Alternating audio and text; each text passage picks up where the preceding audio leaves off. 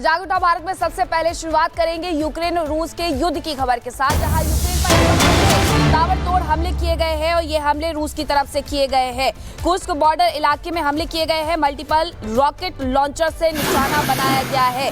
अभी भी ये युद्ध थमने का नाम नहीं ले रहा है और युद्ध इसी तरीके से चल रहा है। एक बार फिर से मल्टीपल रॉकेट लॉन्चर का इस्तेमाल किया गया है और इसका इस्तेमाल करके निशाना बनाया गया है कुर्स्क बॉर्डर इलाके को, जिस पर यूक्रेन पर रूस के ये ताबड़तोड़ हमले देखने को मिले हैं और इस तरीके से एक बार फिर से निशाना बनाया गया है।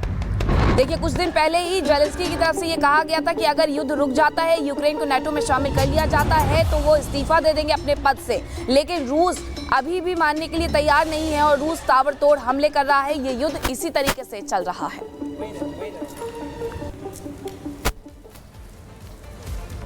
और चलिए अब बात करते हैं अजमेर की, जहां रेप और ब्लैकमेलिंग केस सामने आने के बाद अजमेर की जनता, न सिर्फ अजमेर की जनता बल्कि राजस्थान की जनता में आक्रोश है। उनका गुस्सा चरम पर है। उनमें उबाल देखा जा रहा है। यही एक बड़ी वजह है कि चाहे आम जनमानस हो या हिंदू संगठन हो, सड़कों पर उतरे नजर आ रहे हैं, प्रदर्शन कर रहे हैं। लेकिन इस बीच प्रशासन भी एक्शन मोड में है और एक्शन मोड में रहते हुए प्रशासन ने न सिर्फ आरोपी को गिरफ्तार किया है, रेहान को, बल्कि इसके साथ ही कब्रिस्तान को भी सील कर दिया गया है। आरोपी रेहान के घर पर बुलडोजर प्रहार भी देखने को मिला। रिपोर्ट देखिए।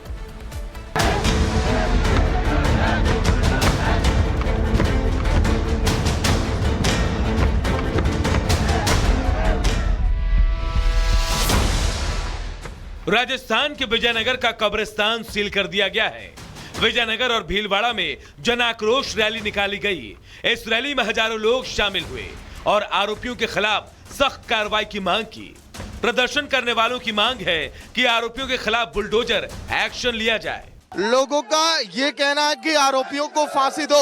आज पूरा बाजार देखिए, आज के दिन बंद है। यहाँ पर लोगों का ये कहना कि अगर बड़ा एक्शन नहीं लिया गया तो इसी तरह से पूरे इलाके में लोग प्रदर्शन करेंगे। आसपास भी आप देखिए बड़ी फोर्स की यहाँ पर तैनाती की, क्योंकि गुलाबनगर वो इलाका है जो बहुत ही सेंसिटिव जोन। क्या मांगे आप लोग की आरोपियों को लेकर?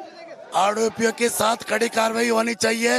ये घटना शर्मसार करने वाली है। हम चाहते हैं कि जिन भी आतताइयों ने हमारी बहन बेटियों के साथ दुराचार किया है, उनको भजनलाल सरकार मकान के ऊपर बुलडोजर चलाकर और उनको फांसी देके उनके गुनाहों की भरपाई नहीं हो सकती है, लेकिन उन्हें मरहम लगाने का काम करे। यह सरकारी बुलडोजर उस आरोपी के घर के सामने गरज रहा है जिसने अजमेर की पाक धरती को नापाक करने की कोशिश की। अजमेर के विजयनगर में रेप और ब्लैकमेलिंग कांड के आरोपी रेहान के घर प्रशासन की टीम बुलडोजर लेकर पहुंची और उसके घर के सामने हुए अवैध निर्माण को ध्वस्त कर दिया।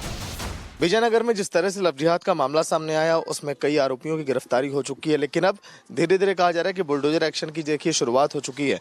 अगर बात करें तो आज के दिन नगर पालिका की तरफ से अवैध निर्माण बताकर ये देखिए कार्रवाई यहाँ पर थोड़ी सी शुरू की गई है। अब आगे क्या कुछ और एक्शन लिया जाएगा देखिए तो भविष्य की बात है, लेकिन अब तमाम लोगों के पीछे चर्चाएं हो रही है कि आखिर जो अतिक्रमण किया जा रहा है, इस अतिक्रमण की रूपरेखा आगे कैसे तय की जाएगी, क्योंकि आज 2 आरोपियों के घर लगभग इसी तरह से एक्शन लिया गया है। अजमेर पर लगे इस कलंक को लेकर स्थानीय दुकानदार भी गुस्से में है और पिछले कई दिनों से विजयनगर सहित आसपास के कई इलाकों में बाजार बंद है। वहीं राजस्थान के राज्यपाल हरिभाऊ बागड़े ने सवाल उठाया कि क्या सिर्फ हिंदूवादी संगठन से जुड़ने के कारण लड़कियों को टारगेट किया गया?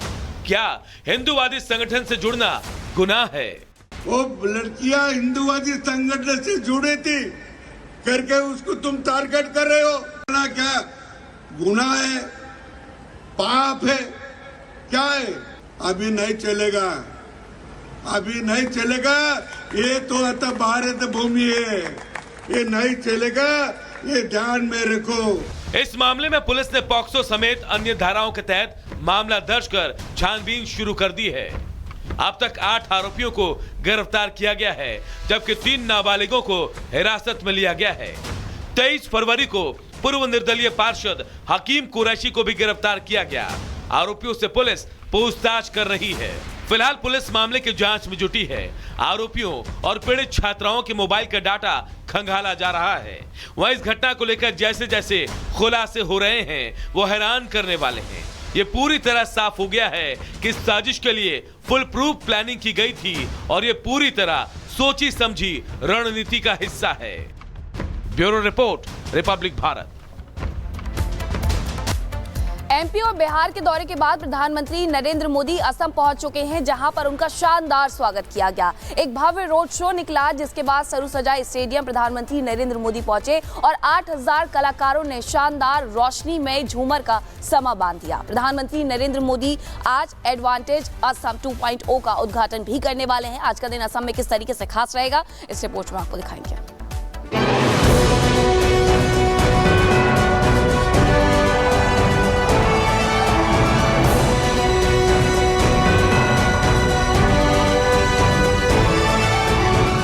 मध्य प्रदेश में नाश्ता, बिहार में लंच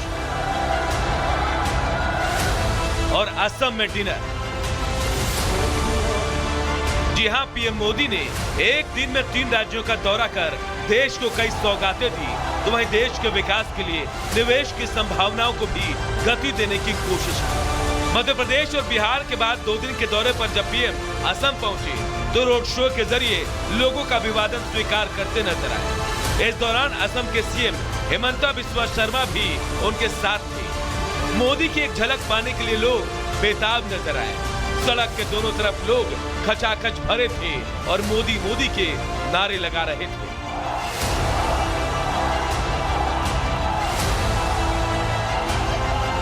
इसके बाद पीएम का काफिला जब गुवाहाटी के सरूजाई स्टेडियम में पहुंचा तो वहां भी पीएम मोदी का शानदार स्वागत किया गया। झुमोर बिंदिनी कार्यक्रम में प्रकाश, संगीत और लेजर शो के बीच आसमान में आतिशबाजी से नजारा दिलकश हो गया।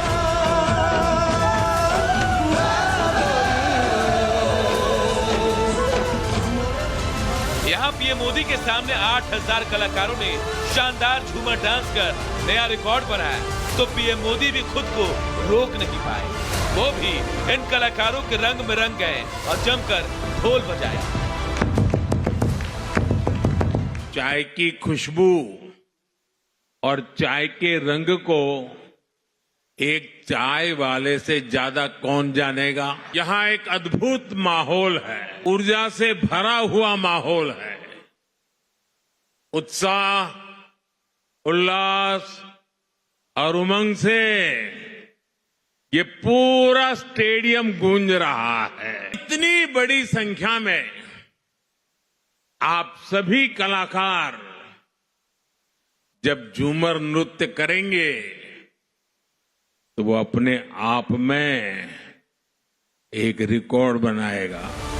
आज PM Modi advantage Assam 2.0 summit का उद्घाटन करेंगे, जिसके बाद दोपहर को वो दिल्ली के लिए रवाना हो जाएंगे। Bureau report, Republic Bharat.